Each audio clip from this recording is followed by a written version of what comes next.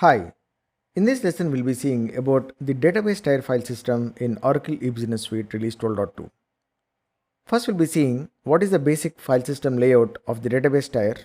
Then we'll be seeing what are the important directories that the apps DBA needs to know and understand in the database tier file system. So the layout of the file system for database tier in Oracle eBusiness Suite is a very simple layout. It has basically two directories. And generally this one directory is basically the DB home, which is the database home, or basically where you have your database binaries installed, the RDBMS binaries installed. And the other one is data directory, which has all your physical files of your database, which is data files, control files, and read log files. As I told in the previous lesson, the directory structure need not be the same exactly in all the environments. You can create the locations in different mount points, and you can have even the data top located completely in ASM. So there are different solutions or different directory structures which can be adapted based on the environment. So, but theoretically speaking, there are only two important things you need to consider as the file system a point of view. One is database home, that is nothing but your Oracle home, and second thing is your data top, which is basically where you have all your physical files. For example, in one of the environments which I have, we have basically something called U01 dev, where I've kept both my Oracle home and also my data top. Now, we need to understand how to set the environment of the database tier. Generally, if you're an Oracle DBA, what you do is you run the export commands to set the environment. For example, you run export Oracle_home equal to the Oracle home location. Similarly, you'll export Oracle_SID. So these are the parameters which you generally set. But in Oracle eBusiness Suite, they gave us a ready-made environment file, which means once you run this environment file, automatically all the variables which are related to the Oracle eBusiness Suite database tier will be set, and you don't have to really export any other locations or commands. There are two important environment files in 19C, but in 12C, if you're using a 12C environment, then you'll have only one env file in the format of contextname.env or sid_hostname.env. So let us have a brief look at both the 19C and 12C environments, how the environment files will be different. So this is my system, which is EBS DBN1. If you don't know how to build this environment, you can always refer to the cloning chapter, where we have shown the clear instructions how to build this environment. So if you go to U01 dev, the dev is an environment which is with the 19C database, and if you go to DB home and 1900 give ls_star.env, you can see there are two env files. One is cdb_hostname.env and pdb_hostname.env format.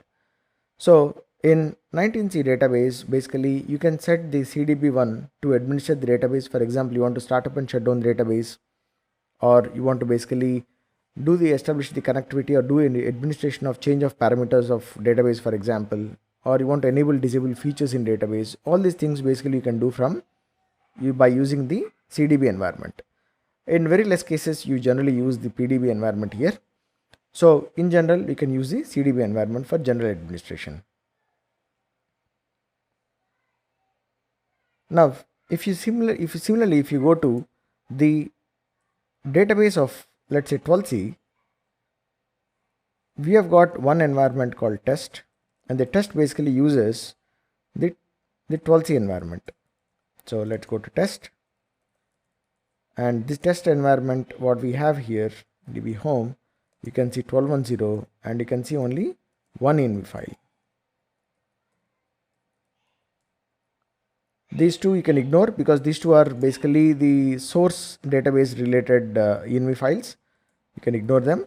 So what you basically have now is the test environment file.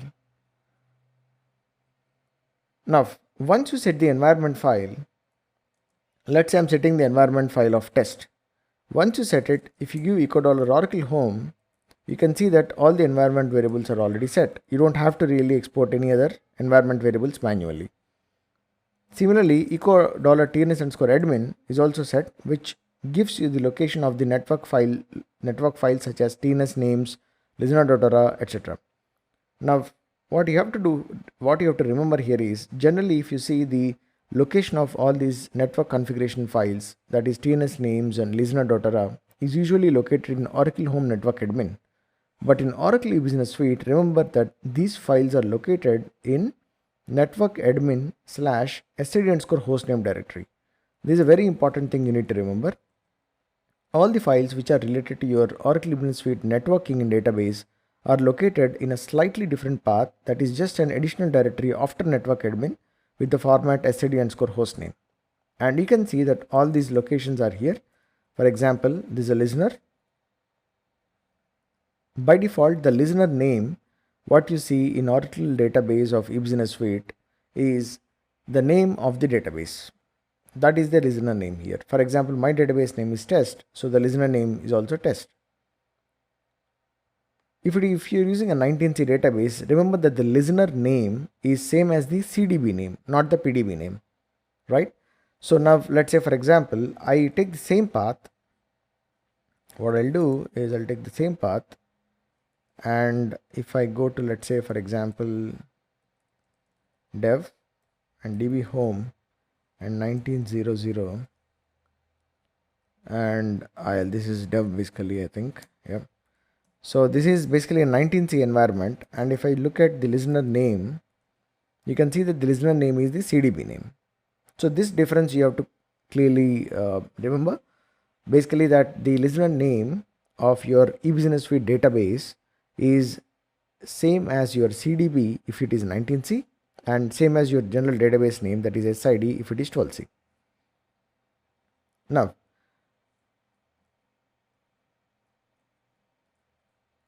so let us see some more important directories which are related to the database tier file system. We have already seen the first one, which is nothing but the Oracle Home. The second one is your data top, which contains all your physical locations. The TNS admin is where your network configuration files are there. Now, there is one more directory called appsutil. So this appsutil is there in Oracle Home. So what I'll do is I'll go to my Oracle_home. When you go to Oracle Home, there is a directory called appsutil.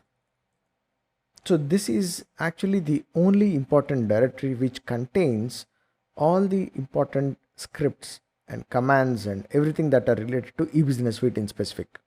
So if you take out this directory completely and you don't have appsutil directory, that means it's a normal database. So in eBusiness Suite database, all the configuration settings and all the scripts that we use are inside the appsutil directory only. And there are three important things which you need to remember in this directory. The first thing is context file.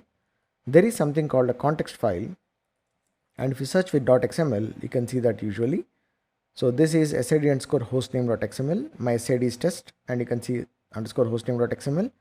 And do not worry about additional files here always, because these come when you clone systems basically. So if I'm cloning from a system called EBS then the old system related files will also be generally here. So do not worry about the additional files here always. So this is my system. You can see that my database name is test and my host name is EBS-DB1 here, and that is the same format you are seeing here. Now this XML file basically is nothing but a consolidated configuration file location. So which means that all the configuration settings of your database tier are located in this configuration file, in this XML file. So I want to change, let's say, few settings which are related to Oracle eBusiness Suite, and in the database tier I can change it in the XML file. Similarly, there is one XML file in the application tier as well, and we will see in detail about that XML file during the application tier file system. But remember that these XML files are extremely important, and without these you will not be able to administer the Oracle eBusiness Suite database or even application. Now this is XML file, and in Oracle Home appsutil, that is the current path what we are looking at, we also have something called scripts. And this scripts basically contains all the scripts that are required to start and stop the services. You can also manually start and stop the services in database by using SQL plus assist DBA or lsnrctl, but Oracle gave ready-made scripts to use, inbuilt scripts to use to start and stop the services. So this appsutil also contains the scripts to manage your services. We will see in detail about the scripts in the next lessons. And After that, there is one more important thing that is called clone directory. And this clone directory contains all the necessary scripts to clone your database. So similarly in application tier also there is one more clone directory which we'll see during that file system. So basically if you want to summarize all the important things, then remember that in database tier we only have one special directory or one additional directory in the Oracle home, that is absolute directory. In this absolute directory we have scripts to clone, we have something called context file, and also in Oracle home we have the environment file as well. So these are all the important files and directories which you have to understand and remember of your database tier file system.